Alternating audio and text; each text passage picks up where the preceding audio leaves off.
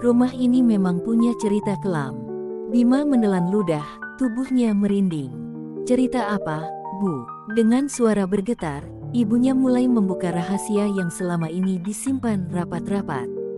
Dulu, sebelum rumah ini jadi milik kita, ada seorang perempuan muda yang tinggal di sini. Namanya Ratna. Ia tinggal bersama suaminya, tapi rumah tangganya tidak bahagia. Konon, suaminya selingkuh, dan Ratna sering terdengar menangis di malam hari, sama seperti suara yang kamu dengar itu. Bima merasakan bulu kuduknya berdiri. Terus, apa yang terjadi sama dia? Ibunya terdiam sejenak, lalu melanjutkan. Ratna akhirnya bunuh diri. Ia gantung diri di kamarnya, tepat di kamar kamu sekarang. Dek, jantung Bima seakan berhenti berdetak. Jadi, kamar yang aku tempati itu, tempat dia mati. Ibunya menunduk, tidak sanggup menatap wajah anaknya. Iya, tapi bukan hanya itu. Ada kabar yang lebih mengerikan. Waktu ditemukan, tubuh Ratna tidak hanya tergantung. Katanya, wajahnya rusak parah, penuh darah, seperti ada yang menyiksanya sebelum ia mati. Bima langsung teringat wajah sosok menyeramkan yang menampakkan diri semalam, pucat, penuh luka, menangis, dan menjerit kesakitan. Itu jelas Ratna, Bu, jadi dia masih di sini. Arwahnya belum pergi. Ibunya hanya bisa mengangguk pelan, air matanya mulai menetes. Sepertinya, dia belum tenang. Tangisannya, mungkin karena dia masih menyimpan dendam dan rasa sakit yang tidak terselesaikan. Bima merasa seluruh tubuhnya gemetar. Ia baru sadar, semua yang ia alami, suara tangisan, pintu digores, jeritan, bahkan penampakan itu, semua adalah jeritan arwah Ratna yang terjebak di antara dunia hidup dan mati. Kalau begitu, Bu, suara Bima lirih, kita harus lakukan sesuatu. Kalau tidak, dia akan terus menghantui kita. Malam itu, suasana rumah sangat mencekam. Angin berhembus kencang dari celah-celah jendela, membuat tirai berkibar seperti bayangan tangan yang melambai. Bima duduk di kamar bersama ibunya. Mereka sudah menyiapkan doa dan air putih yang diberkati ustaz kampung. Namun tepat pukul 0, suara itu terdengar lagi. Tangisan lirih, pelan, menyayat hati. Hiks, kenapa aku disakiti, kenapa aku dibuang? Bima memeluk ibunya erat-erat. Suara tangisan itu semakin keras, terdengar dari segala arah, seakan seluruh rumah menangis. Pintu kamar berguncang hebat, lampu padam, dan hanya cahaya bulan dari jendela yang masuk. Lalu, ia muncul. Sosok Ratna berdiri di tengah kamar. Wajahnya rusak parah, matanya hitam kosong, rambutnya berantakan menutupi sebagian wajah. Darah hitam menetes dari bibirnya. Tangannya terulur, menunjuk ke arah Bima. Kembalikan kebahagiaanku, jangan diam saja. Bima gemetar. Tapi ia ingat perkataan ibunya, Ratna belum tenang karena dendamnya tak terselesaikan. Dengan berani, Bima mencoba bicara. Ratna, kami tahu ceritamu. Kami tahu kamu disakiti. Tapi jangan salahkan kami tidak pernah berniat merebut rumah ini darimu. Ratna menatap dengan mata kosong. Suaranya berubah menjadi jeritan yang menusuk telinga. Aku tidak menerima, aku tidak akan pergi. Tiba-tiba, seluruh isi kamar bergetar. Cermin pecah, lemari terbalik, pintu terbanting keras. Udara menjadi sangat dingin hingga napas Bima terlihat berasap. Sosok Ratna melayang, mendekat cepat, wajahnya berubah semakin mengerikan. Di detik terakhir, ibunya berteriak sambil menyiramkan air doa ke arah Ratna. Ya Allah, tenangkanlah arwah hamba-Mu yang tersiksa ini. Jeritan panjang menggema. Tubuh Ratna seperti terbakar cahaya putih, matanya memandang tajam, lalu berubah menjadi ekspresi sedih. Tangisnya mereda, rambutnya tersibak, wajahnya tampak seperti perempuan biasa, cantik tapi penuh luka batin. Ia menatap Bima dan ibunya sekali lagi. Terima kasih sudah mendengarkanku, aku hanya ingin ada yang tahu rasa sakitku. Setelah kata-kata itu, sosok Ratna perlahan memudar. Tangisnya menghilang bersama angin malam. Rumah kembali tenang. Bima jatuh terduduk, menangis lega. Ibunya memeluknya erat-erat. Sudah selesai, nak, dia sudah tenang. Namun, sebelum benar-benar hilang, suara lirih terdengar di telinga Bima. Jangan biarkan aku dilupakan. Sejak malam itu, rumah mereka tidak lagi diganggu suara tangisan. Namun, setiap kali tengah malam tiba, Bima terkadang masih terbangun. Ia tak lagi mendengar jeritan, hanya samar-samar terdengar suara lirih seorang perempuan yang menangis pelan sekali, seakan masih ada sisa duka yang belum hilang. Setiap rumah memiliki kisahnya sendiri. Ada yang penuh bahagia, ada pula yang menyimpan duka mendalam. Tangisan Ratna bukan sekadar suara dari arwah penasaran, melainkan jeritan batin seseorang yang pernah dikhianati dan tidak mendapat keadilan semasa hidupnya. Kisah ini mengingatkan kita bahwa luka batin yang dalam bisa meninggalkan jejak, bahkan setelah kematian. Suara tangisan di tengah malam menjadi tanda bahwa ada jiwa yang ingin didengar, ingin dipahami, dan ingin diingat. Pada akhirnya, rasa takut bukan hanya datang dari hantu yang menampakkan diri, tapi juga dari kenyataan bahwa penderitaan manusia bisa begitu kuat, hingga mampu menembus batas dunia. Maka, jika suatu malam kamu terbangun dan mendengar suara tangisan lirih di kegelapan, berhati-hatilah. Bisa saja, itu bukan hanya bayangan atau imajinasi. Mungkin, ada seseorang di luar sana yang masih menunggu untuk kisahnya didengar.